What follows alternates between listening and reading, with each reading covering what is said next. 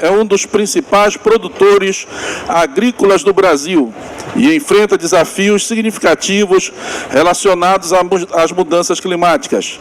Neste painel, serão apresentadas ações do Legislativo Mato Grosso para mitigar e adaptar-se às mudanças climáticas, incluindo a política de mitigação e adaptação às mudanças climáticas. Com vocês, recebo com uma salva de palmas a doutora Juliana Arini.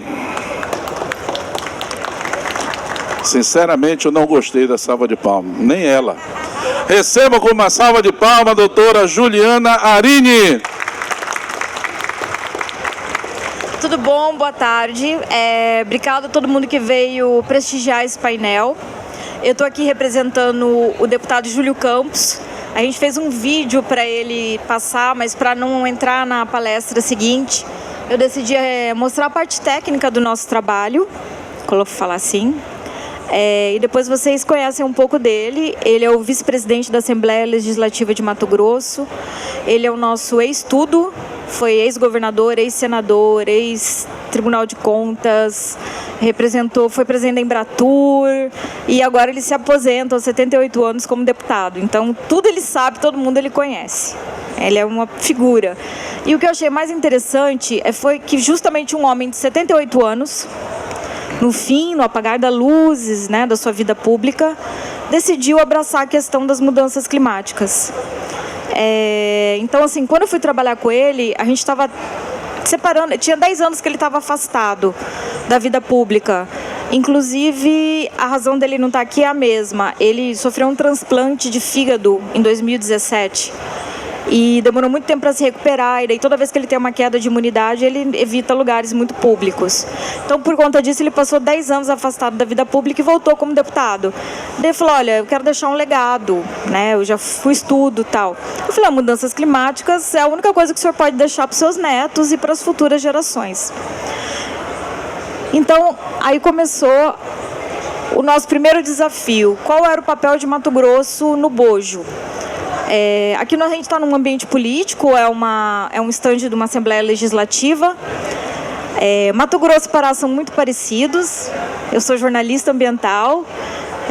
Eu sei como que a gente sofre com as matérias negativas contra os legisladores do Pará, de Rondônia, de Mato Grosso. E eu preparei essa apresentação muito pensando nisso, em como explicar alguns processos que levaram Mato Grosso e Pará a serem campeões de emissões, né? Porque isso é um processo político que passa de decisões de política pública, de ocupação do Centro-Oeste, da Amazônia, que se deu num outro olhar, em outros tempos e que hoje a gente precisa adaptar. Então, isso levou Mato Grosso em 2021, a gente esse é o dado do SEG de 2023. O SEG é como o INPE, né? É do SEG que vem os dados de mudanças climáticas oficiais. Então, nós somos o segundo maior emissor. O agronegócio, que é a nossa principal balança comercial, é a principal razão das nossas emissões, principalmente queimadas e mudança no uso da terra, que é conversão de florestas para pastagens e agropecuária. Só que Mato Grosso é o maior produtor agrícola do Brasil, né? Se Mato Grosso fosse um país, nós seríamos o quarto produtor mundial de grãos. Então, é algo que, como a gente vai se desvencilhar do que nos move? Então, daí a gente decidiu falar com cientistas, falar com a academia, né, com a universidade, com ONGs, com os povos indígenas, com quilombolas, com quem quisesse ir lá conversar com a gente para saber como que a gente poderia criar políticas públicas mais eficazes. A gente chamou o Dr. Carlos Nobre, né, o Nobel, para apresentar os dados. Né? Foi bem interessante porque a deputada mais jovem, a única mulher da nossa Assembleia, depois das nossas primeiras reuniões, pediu para entrar também na CST, para presidir os trabalhos. Assim, eu fiquei bem emocionada, porque foi um sinal positivo. O diagnóstico foi que as mudanças climáticas, elas criam vulnerabilidades, principalmente para um gestor público, e a gente não está olhando do ponto de vista científico, mas do ponto de vista de gestor legislativo ou executivo, em termos de cidades e infraestrutura. Se eu tenho uma inundação, o povo do Rio Grande do Sul vai falar depois da gente, né? eles sabem o que causou, né, as cheias que aconteceram lá, e além das perdas de vida, de tudo, a infraestrutura da cidade que foi perdida. A gente tem a questão da economia, no nosso caso a agricultura, e um pouquinho mineração, no caso do Pará talvez um pouco mais mineração, porque também causa problemas para a mineração, a questão das mudanças climáticas, seja a mudança na balança produtiva, de uma balança que está muito focada na questão do ferro e do cobre, e hoje começa a pender para o lado das terras raras, e os estados que não têm terras raras e têm uma infraestrutura de ferro e cobre se questionam como que vão ser os próximos anos. Essa é uma discussão da China, principalmente. E a questão da biodiversidade, que também são os nossos recursos, que é solo, água, animais e tal. Bem, Pantanal, 2020, 30% do bioma queimou. 18 milhões de animais vertebrados grandes, não estou falando de aves, nem de pequenos animais, foram dizimados. 6 meses depois, muitos municípios ficaram embaixo d'água. Então, esse é o cenário mais claro do que é extremos climáticos que os cientistas tanto falam. Nosso principal problema em Mato Grosso, acredito que aqui também, são as queimadas. Seja no Pantanal, na Amazônia, no Cerrado. Ela tem a perda da biodiversidade, a questão da emissão, a questão da perda de animais e também agrava os problemas de saúde. Alguns municípios que enfrentaram queimadas, como Poconé, por exemplo, tiveram um pico de Covid. Essas pandemias também estão associadas às mudanças climáticas. No relatório 4 do IPCC, em 2007, há muito tempo atrás, eu lembro que eu ainda era jornalista, eu li esse relatório, já estava lá. Novas pandemias, aumento de doenças, principalmente dengue, surgimento de chikungunya, que era uma coisa que não existia no Brasil, era muito de outras regiões do mundo. Zika, já estava lá no relatório, né? Então, a tendência é que no arco do desflorestamento, essas doenças, elas aumentem. E como que faz, né? Como que a gente faz? Mato Grosso tem uma questão das mulheres com Zika. Eu não sei se o Pará tem. A gente tem que pagar uma pensão para as mulheres que tiveram filhos com macrocefalia por conta da Zika. A gente tem dengue hemorrágica, morte por dengue, problemas de saúde pública. A Covid foi uma pequena amostra de como que vai ser o nosso futuro, né? A rede hospitalar dá certo, a necessidade de criar uma estrutura de coisas que nunca existiram. E aí a gente tem uma produção legislativa que já existia, com 20 leis sancionadas, fora não estou falando de projetos de lei, mas as sancionadas mesmo, né? Porque que são, assim, bem interessantes, né? Tem a Política Estadual de Serviços Ambientais, plano de contingência para ondas de calor, Cuiabá, a cidade mais quente do Brasil. Eu estou aqui suando só para provar que eu não sou cuiabana, mas eu sou. Mas, enfim, lá é quente igual aqui. Né? A implantação de bases de controle de queimadas nas vias estaduais. Mas isso estava atendendo? A gente sabe onde é o problema? Essa foi a segunda pergunta. Aí a gente teve que falar com os especialistas mesmo. A gente criou uma rede de indicadores do clima. PPT. Aí. Área de logística. Essa foto foi eu que tirei num incêndio de 2020. Toda essa região, todos esses IPs e esses animais morreram em 5 minutos na minha frente. As perdas do incêndio de 2020, a gente viu no Jornal Nacional os animais, a onça que queimou a patinha, né, o ousado que foi resgatado, depois voltou, ele tá lá, até encontrei ele mês passado, ele tá gordo, comendo jacaré. Só que os produtores, os pecuaristas, teve pessoas em Joselândia, numa região que é muito da pecuária, que se matou, porque perdeu toda a cerca. E cerca custa caro. Você perder de um dia para toda a sua cerca, não tem seguro agrícola que pague isso. Então a gente não tem legislação para isso. Há decreto de emergência, mas quem que vai pagar? A Caixa Econômica? A Caixa Econômica vai ficar pagando cada 6 meses um extremo climático? Temos fundo para isso? Temos um fundo federal? Os estados sabem o que precisam pedir? Essa é uma questão que não existe respostas ainda. E acho que os legislativos têm um papel fundamental nesse debate. Aí a gente foi fazer um estudo primário. Por quê? Quando o IPCC fala que daqui 30 anos, não sei o que, 2050, 2030, vocês sabem qual que é a meta de Paris? Alguém aqui sabe qual é a meta de Paris? 43%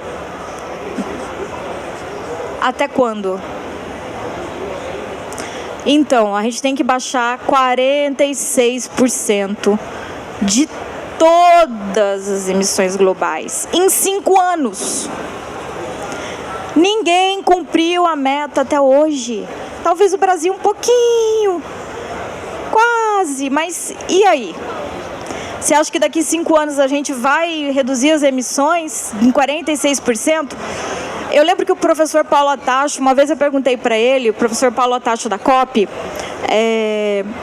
e aí, o cenário mais agressivo, né, que a gente está indo, esse cenário de 30% dessa redução é para segurar em 2%. Aí a gente vê, o que a COP fala? A COP são cientistas, claro, cientistas falam para cientistas. Cientistas não falam para a população, quiçá para um deputado, que a gente sabe é extremamente heterogêneo.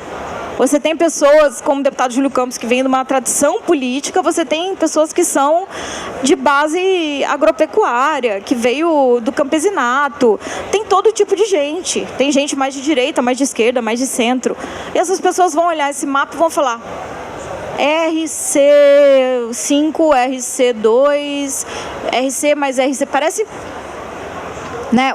Aí a gente pensou, a primeira coisa que a gente tem que fazer é criar um mecanismo para que as pessoas entendam o que vai acontecer, principalmente o gestor público, os prefeitos, os vereadores, os deputados, os assessores legislativos, que são também a base da Assembleia. A Assembleia ela é feita por assessores. Quem escreve leis são assessores judiciários, né, do processo legislativo. O deputado, ele dá a indicação do que ele quer, mas quem produz é o gabinete. Eu sei porque eu estou dentro do gabinete. Então a gente olhou aquilo ali e falou: nossa, como é que a gente vai explicar isso para as pessoas se nem a gente entende direito, né? Eu sei que o azulzinho é o cenário de 2 graus. Se eu conseguir reduzir 46% de tudo que o mundo emite em 5 anos, uma coisa que nunca existiu na história do planeta Terra, é o azulzinho. Legal. A gente já não vai ficar ali. A gente vai para o cenário intermediário, que não é muito bom. Estamos entre um intermediário para um pouco mais pessimista. Aí eu lembro disso, que o professor Paulo, não é alarmista, mas é uma coisa que ficou na minha cabeça. Eu falei: e cenário de 3 graus para cima? Aí ele falou: olha, os geólogos falam que o tempo, a mudança climática sempre existiu, a gente já teve eras geológicas, o planeta já foi mais quente, mais frio. A gente já escutou isso, né? Só que ele falou uma coisa que eu não sabia. Acima de 3 graus, o Homo, não o Homo sapiens, tá? O Homo, os macacos, nunca viveram. Eles nunca existiram no mundo com temperatura média global acima de 3 graus. O que é uma temperatura média global? Pensa o seguinte: 1 grau a mais no nosso corpo, 1,5 grau a mais, eu estou com 36,5, 1,5 grau a mais, eu estou com 38 de febre. 2 graus eu já estou com 39, eu não levanto. 3 graus eu morro. É isso. Isso é aumento da temperatura média. Então a gente está lidando com isso, mas vamos ser otimistas, né? Vamos ver. Mas e Mato Grosso? Porque esse mapa aqui, ele é um mapa que, né, eu olho. Aí a gente foi se debruçar, pegar 200 mil estudos, 15 mil, né, para tentar chegar a esse mapa aqui. Isso aqui é só um exemplo, a gente tem mais de 25 lâminas, a gente vai pôr a plataforma no ar na Assembleia e lançar um livro para os prefeitos, pessoas do interior.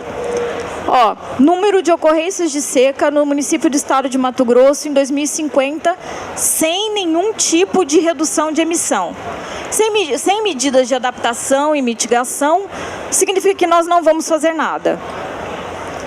Para vocês que não são mato-grossense, isso aqui não é muito grave. Mas eu já olho aqui, que ali naquele vermelhinho aqui, ó, eu tenho Sinop, Sorriso, Itanguá, e são os maiores produtores de soja e grãos do estado. Como é que eu vou produzir com seca? Né? Aí tá. Mas e se eu fizer a lição de casa? Não muda muita coisa, ó. Não muda quase nada, né? Isso aqui é energia. Ou seja, se não muda nada, qual é a lição de casa que a gente teve? Que a gente vai ter que aprender a viver num mundo mais seco. Aí entra o legislativo. Se eu não tenho chuva, eu vou ter que fazer o quê? Pegar água do subsolo. Eu tenho lei para isso? Eu sei o que está no meu subsolo, eu sei até onde eu posso pegar, eu sei quem pode pegar, vai virar que nem no semiárido, lá no canal de São Francisco, uma guerra pela água. A gente vai ter isso em 2030. A gente está preparado? O legislativo está preparado? Essas são as questões que a gente não tem resposta, viemos compartilhar com vocês. Né? Por exemplo, acesso à energia elétrica, né? Não é um problema muito grande, porém, a área vermelha... Ó, isso aqui já existe, tá? É assim que é. Aquela área mais vermelha no sul é o Pantanal. No Pantanal faz 50 graus.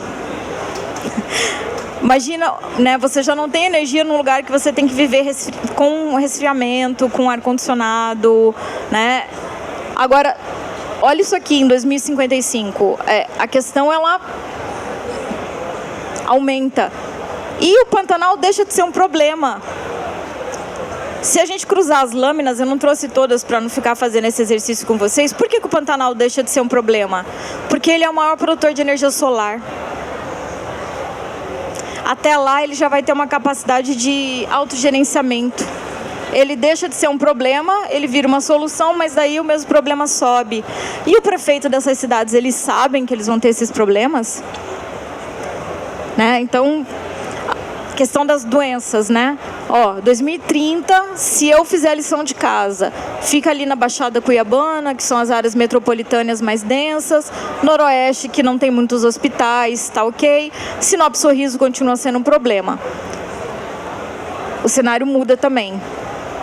Então, eu sei que não adianta nada eu abrir um hospital regional no Noroeste, porque o prefeito está indo lá pedir emenda. A gente sabe que isso acontece. Aí vai o prefeito lá do Noroeste, mas eu preciso do hospital regional ali. Não, não é ali o problema, né? O meu problema vai ser na região central. E a gente sabe, os prefeitos vão lá e aí é por causa do eleitorado, mas às vezes não faz sentido nenhum. Então, assim, para terminar aqui, qual foram as nossas considerações finais? Assim, a gente precisa refinar os dados nacionais e do IPCC, traduzir para os nossos pares e para o público, que é o que a gente fez os mapas. A gente precisa de políticas de adaptação, porque não vai ter problema que vai se resolver, porque ninguém vai reduzir a emissão a esse tempo, a gente sabe.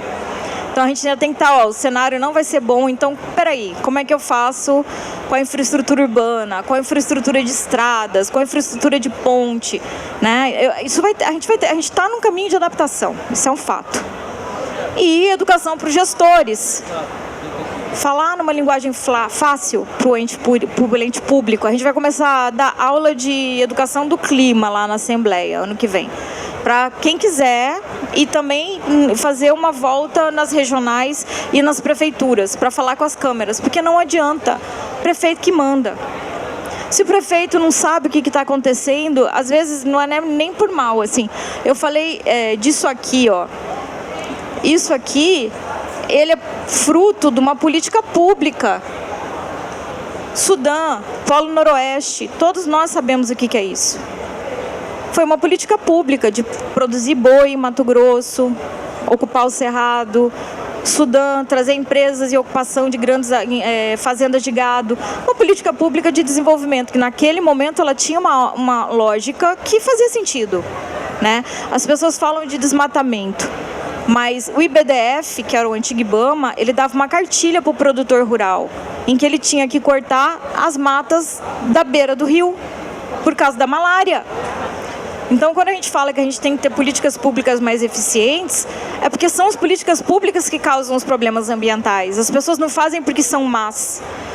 Eu não acredito nisso. Eu não acredito que alguém vai lá pôr fogo no Pantanal porque é mal. Não, o cara foi pôr fogo no Pantanal porque no tempo do avô dele, quando ele herdou aquela fazenda, se punha fogo na época a estrela... Vocês já ouviram falar dessa história da estrela de setembro? Tem uma estrela que aparece no céu em setembro, é Antares. É a estrela do agricultor. Pessoas antigas queimam quando aquela estrela aparece, porque era o significativo que chuvas estavam vindo. Só que hoje não está mais assim. Aí a pessoa vai lá, ela vai fazer o que ela aprendeu com o vô, com o bisavô, só que o clima mudou. Então, tem uma base assim de conversa, diálogo, né? A gente deixar as raivas de lado e conversar para propor política pública, porque senão os nossos filhos e netos vão ser os mais prejudicados, né?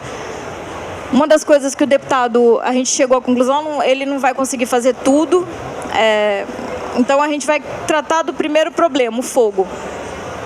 Todo ano tem, seja no Pantanal, na Amazônia, no Cerrado. A gente não tem uma política estadual para o fogo, só Mato Grosso do Sul. A política nacional precisa ser refinada para os estados. Parece que o Pará também está fazendo, né? Vocês estão... mas tem que ter um GT. A gente sentou com todo mundo, Corpo de Bombeiro, SOS Pantanal, todo mundo. O povo da agropecuária reclamou da instrução normativa que a SEMA fez. Ele foi lá e multou todo mundo. Se os setores... Foi uma lavagem de roupa suja positiva, por quê? A gente decidiu que a gente precisa conversar mais. Já pegaram a lei que ele tinha proposto, reescreveram inteira. E é assim que funciona, porque... A gente achou que estava fazendo super certo e aí não estava agradando ninguém. Aí vira o quê? Aquela política do papel, né? E não temos mais tempo. Então é isso. O novo normal precisa de adaptação. Essa foi a grande lição que a gente tirou de todos esses 2 anos de trabalho. E agora a gente segue com o GT do fogo. É isso. Espero não ter ido além do tempo.